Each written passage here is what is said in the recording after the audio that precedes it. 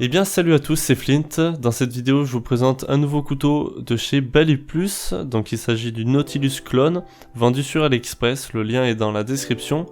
Il s'agit d'un trainer, donc c'est-à-dire lame d'entraînement. Il est équipé de bushings et de washers pour le système de pivot. L'arrêt se fait à l'aide de tank pin. Les manches sont en channel. Il fait environ 100 grammes, c'est pas le même poids et dimension qu'il y a sur AliExpress, mais moi j'ai le couteau en face de moi et je peux vous assurer qu'il fait 100 grammes. On y reviendra par la suite au niveau du poids. La longueur totale, donc il fait 25,4 cm de long. La lame à elle seule fait 11 cm, elle est en acier inoxydable. Les manches sont en aluminium recouvert de G10, donc le G10 c'est une matière qui va permettre d'accrocher et qui est vraiment une bonne chose, on y revient plus tard, et ceux-là font 14,4 cm de long, et moi je vous laisse avec la suite de la vidéo. Ok, on passe maintenant au test, donc on va commencer par le jeu du couteau. Il n'y en a pas beaucoup, le tap, il n'y en a pas du tout de ce côté, il n'y en a pas non plus là, donc c'est plutôt pas mal. Le play, on est bon de ce côté-là. On est bon aussi, franchement. Déjà, un super couteau. Alors oui, c'est un clone. Pour l'image, c'est pas top. Mais en vrai, pour le prix, c'est quand même incroyable ce qu'on arrive à avoir. Moi, je trouve qu'il flippe vraiment super bien. Je pense que c'est un des couteaux que je préfère dans ma collection. Parce qu'en fait, il est assez léger. Il fait 100 grammes. Et, euh, et en fait, ça se flippe assez facilement. En fait, on fait pas d'effort. C'est assez smooth du coup. Et c'est vraiment agréable.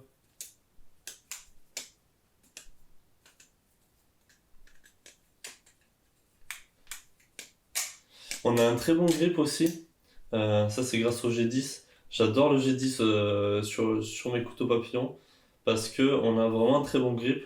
Visuellement, ça peut faire cheap parfois, mais en vrai, ça l'est pas du tout. Il suffit de l'avoir dans les mains pour le capter. Donc, non, franchement, le G10, vraiment un très très bon matériau. Euh, Qu'est-ce qu'on peut dire d'autre sur ce couteau? Ah oui, on est sur des tank pins et pas zen pins.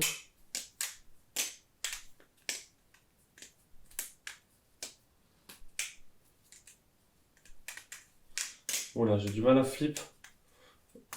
Ah, ça passe pas. Ouais, plutôt pas mal ce petit clone. Très bien. Il a tendance à se desserrer un petit peu par contre.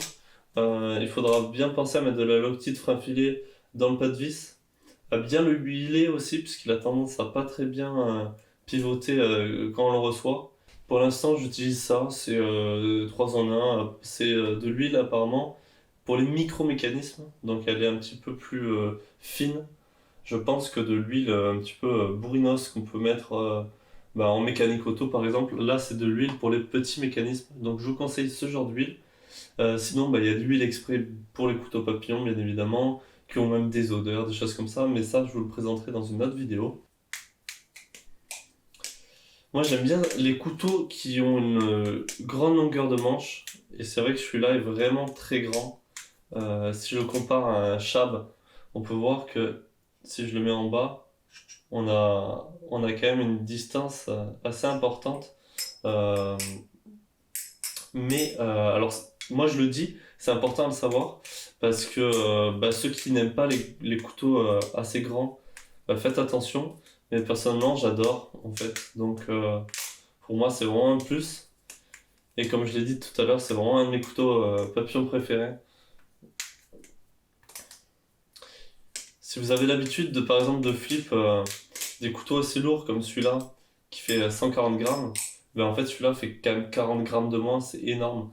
Celui-là paraît très lourd à côté. Après, c'est pas qu'il est moins bien, c'est que c'est des choses différentes. C'est pour ça que j'ai les deux d'ailleurs, et c'est pour ça que j'aime les deux. Euh, mais voilà. Donc là, on a l'avantage d'avoir un couteau grand, léger, qui flippe bien, avec un très bon grip, pour pas cher. Franchement, que dire de plus? Ça vaut le coup d'essayer. Je vous conseille de l'essayer si jamais c'est des caractéristiques qui vous semblent intéressantes.